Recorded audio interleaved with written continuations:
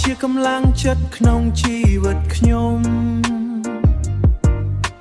វីដេអូដែល idol ធ្វើមានន័យគ្រប់វិនាទីវីដេអូដែល idol ធ្វើមានន័យគ្រប់វិនាទី idol រៀបចំសាច់រឿងដោយខ្សែភាពយន្តស្នេហា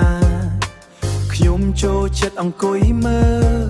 ពេល idol ផ្ដោតអារម្មណ៍រៀមដៃតូចៗរបស់ idol ធ្វើការយ៉ាងស្ទាត់ជំនាញមានតែខ្ញុំទេដែលដឹងថា idol ឆ្លាតប៉ុណ្ណាឆ្លាតលើសពី idol តូចសំណប់ចិត្តខ្ញុំ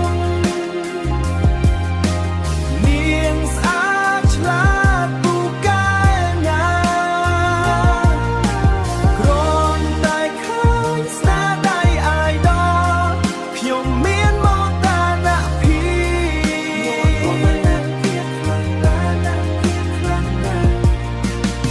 idol ជាកម្លាំងចិត្តក្នុងជីវិតខ្ញុំមិនបាច់មានពន្លឺឆាកឬអ្នកគាំទ្រច្រើនព្រោះខ្ញុំជាអ្នកគាំទ្រលេខ1របស់ idol ហើយម្នាក់គត់ idol តូចសំណប់ចិត្តខ្ញុំ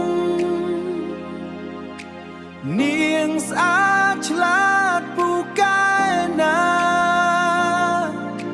គ្រាន់តែឃើញស្នាដៃ idol ខ្ញុំមានមោទនភាពខ្លាំង idol ជាកម្លាំងចិត្តក្នុងជីវិត idol ជាកម្លាំងចិត្តក្នុងជីវិតខ្ញុំ